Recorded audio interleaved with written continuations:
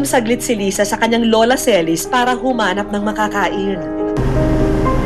Pagbalik niya, inabutan niyang wala na sa dating pwesto nila ang kanyang lola.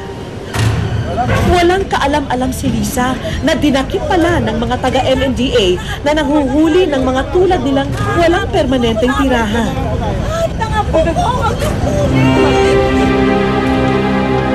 Lola? Dito na nagsimulang kabahan ang dalaga. Lola? Lola? Nakita niyo yung lola ko? Lola? Lola? Paano niya hahanapin ang kanyang lola gayong siya'y bulag? Lola? Lola? Lola? Sino nga ba ang papansin sa isang tulad niya? Lola? Ang lahat ay mailap at tila pawang nakatuon lamang sa sariling pakay ng hapong yun. May ilang nagbigay pansin, ngunit panandalian lang ang pag-abot ng tulong. Pakiusap po na wala po yung lola ko. Pakiusap po.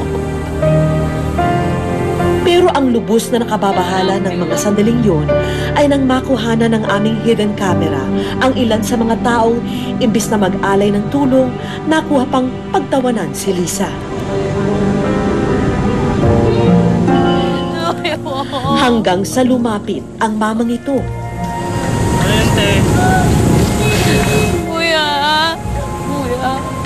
wala po yung lola ko. Hindi, bumili lang po ako pagkain. Nawawala po siya. Andun lang po siya sa inupuan po namin parati. Tapos ngayon po wala lang po siya. Hindi ko po alam kung nasan siya. Lumapit yung si Kuya. Si Kuya vegan yung tawag ko sa kanya kasi naka-vegan siyang t-shirt. Tapos yun, nagtanong na siya na, nawawala. Nasaan ang lola mo? Saan ang Parang yung mga questions na alam mong may pakialam. Tulungan po ako. Paano ang lola mo? Lola Gara po. Siya na ba ang tutulong kay Lisa? Ano po siya? Hindi nag-aksaya ng sandali ang lalaki. Agad niyang binitbit si Lisa. Bakit?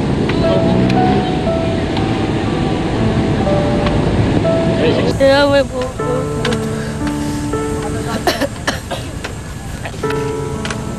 Hinanap nilang dalawa ang itinuturo ng ilan kung saan dinala ang lola niya. Nandun lang po siya kanina. Nakaupo eh.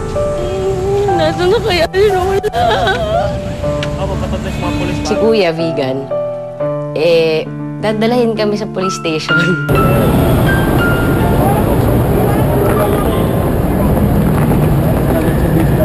Ano yung problema? Ganyan. Nawawala? Naku, hindi rito yan. Doon yan sa may, sa DSWD yan. Baka kinuha na ng DSWD. Mga ganun sila. Kawawa. Hindi po. Ano pa nila? Ano ba yan? Matanda? Lola ko, Lola ko po. Lola ko, Lola ko po. Kasi naano pa rin niya eh. Bumili na po ang pagkain eh. Lola! Lola! Lola!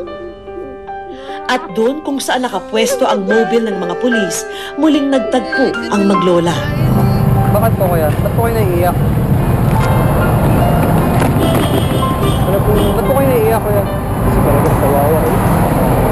Kawawa yung matanda. Ito yung sa kanya siya. Eh, nagkatarecho siya tapos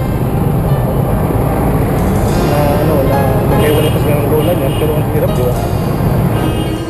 Hindi na nakuha pang magpasalamat ni Lisa sa mamang nagdala sa kanya sa piling ng kanyang lola. Dahil matapos maihatid, nawala na siya na parang bula. Sino kaya ang butihing nilalang na nag-alay ng panahon sa ating misyon? Siya na kaya ang Good Samaritan na hinahanap natin? Wish ko lang Mga kapuso, natagpuan na po natin ang pinakabagong Good Samaritan. Kaya abangan ninyo at makikilala nyo na siya dito sa Wish Ko Lang. Iniwan man ang